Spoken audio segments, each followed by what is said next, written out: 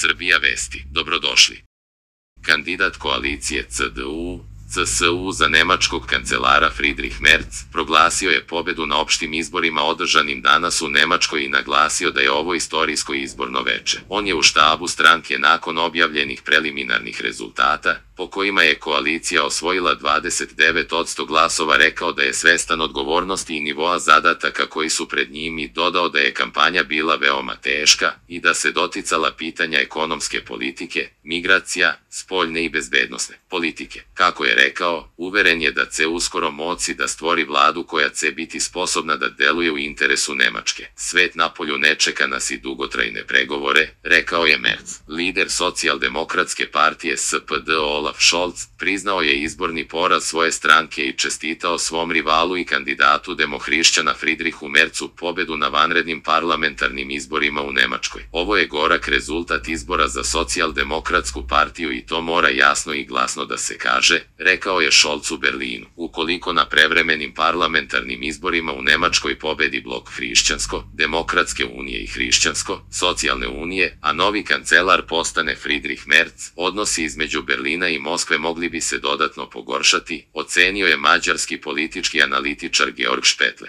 Friedrich Merz je ekonomista i mogao bi da učini mnogo za nemačku privredu. Međutim, mnogi strahuju da je previše naklonjen Ukrajini. Lično je 2 puta obećao Volodimiru Zelenskom da će mu isporučiti krstareće rakete Taurus, koje bi Ukrajina koristila za napade na ruske gradove. Zato bi u kontekstu nemačko-ruskih odnosa bilo čak bolje da Olaf Scholz ostane kancelar, rekao je Špetle. Podsjetio je da su krajem januara vodeći nemački industrijalci apelovali na Scholza da preispita antiruske sankcije, budući da su one izuzetno štetne za ekonomiju, naročito zbog rasta cena energije. Analitičar smatra da će eventualna pobeda CDU-CSU i dolazak Merza na vlast značiti nastavak aktuelne politike prema Rusiji, bez promene kursa u odnosu na snabdevanje energentima. Ako Merz i CDU-CSU dođu na vlast, ništa se neće promeniti. Donald Trump neće dozvoliti Evropi da se vrati ruskom gasu. Rekao je da će u tom slučaju uvesti carine na svu evropsku robu, uključujući nemačke automobile, jer je u interesu sad da EU kupuje američki tečni prirodni gas, objasnio je Špetle. Podsjetimo, aktuelni kancelar Nemačke Olaf Scholz je u decembru izjavio da dok god je on na čelu vlade, Nemačka neće slati vojnike u Ukrajinu niti isporučivati krstareće rakete Taurus, ukoliko bi to ugrozilo nemačku bezbednost. Sa druge strane, Friedrich Merz, lider opozicione CDU-CSU i favorit na predstojećim izborima, izjavio je da u slučaju sklapanja primirja sa Rusijom pitanje slanja nemačkih vojnika u Ukrajinu treba rešavati na osnovu konsenzusa, a ne kroz sukob sa Moskvom.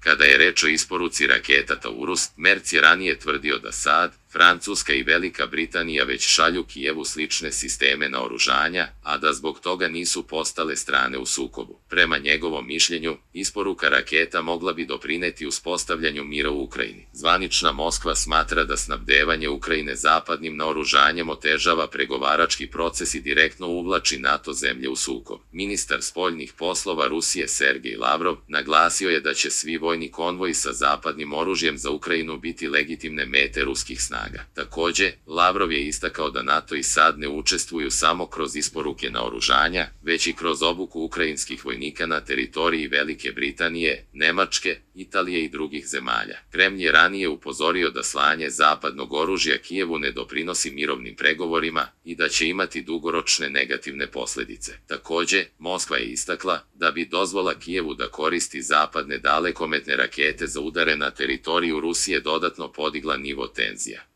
Ruski predsjednik Vladimir Putin ranije je izjavio da se u zemljama NATO ne raspravlja samo o mogućnosti da Ukrajina koristi zapadno naoružanje, već se faktički donosi odluka o direktnom uključivanju u sukob. Putin je naglasio da bi eventualno direktno učešće Zapada u sukobu značajno promenilo njegov karakter i da bi Rusija bila primorana da donosi odluke u skladu sa novonastalim bezbednosnim pretnjama. Obećanje Nemačke posle Drugog svjetskog rata da nikada više neće biti rata pokazuje pokazalo se sasvim suprotno, šta više, povećan je vojni budžet, ukazuje predsjednica Fonda Dijaspora za Maticu. Tek 4. put u novijoj istoriji posle Drugog svjetskog rata u Nemačkoj se održavaju vanredni parlamentarni izbori. Politički sistem, koji je bio sinonim za stabilnost i gde se na vlasti već decenijama smenjuju dve velike i dve nešto manje partije, uzdrman je krajem 2024. godine padom vlade Olafa Scholza. U Nemačkoj će u nedelju, 23. februara 59,2 miliona građana sa pravom glasa na prevremenim parlamentarnim izborima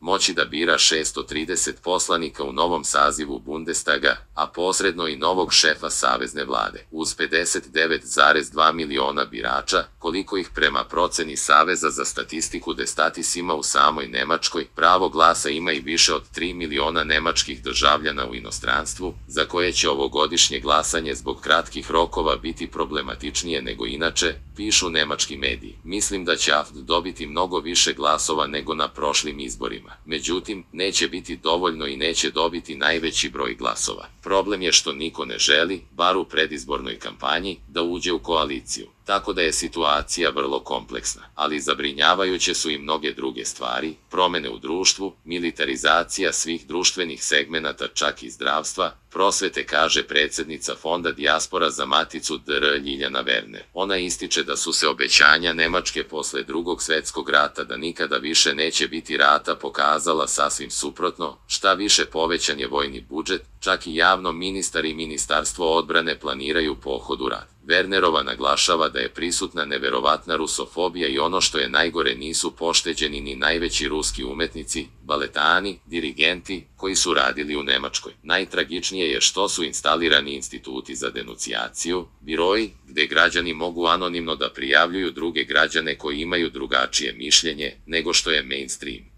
Kada se čita knjiga Miloša Crnjanskog Iris Berlina, ta antologija predratne Nemačke 1933. godine i sada je zapanjujuća i zabrinjavajuća. Ističe da u Nemačkoj ima sve više socijalnih slučajeva, a obećanje da će radnici, koji žive više od 30 ili 40 godina u tom društvu, se integrisati ne odgovara toj činjenici, jer mnogi čak nemaju pravo glasa na komunalnom nivou, tamo gde se odlučuje o važnim društvenim promenama. Wernerova dodaje da Nemačka dozvoljava da egzistiraju paralelna društva, te da nemačko društvo više nije sigurno. Imate porast kriminala, homocida, femicida, masovnog silovanja i to se sve toleriše. Građani Nemačke su jako zabrinuti i ono što je fenomen jeste to što se iako predizbornoj kampanji kaže da je AfD jedna nacistička partija, to nije tako jer sve više migranata glasa za AfD. Oni ne veruju ovom drugom narativu i vide da je nešto veštački, te upravo stoje iza programa AfD, a nego tih takozvanih narodnih partija, navodi ona. Wernerova podsjeća da su u Nemačkoj uvek postojale dve takozvane narodne partije, Socijaldemokratska partija i Hrišćansko-demokratska partija. Hrišćansko-demokratska partija, nastavlja Wernerova, se oslanjala na instituciju crkve, a demokrate na sindikate, a upravo su ti sindikati u Nemačkoj izgubili uticaj koji su imali ranije, sve je manji broj članova, rascepkanost, a isto tako i spremnost funkcionera sindikata da sarađuju sa predstavnicima kompanija.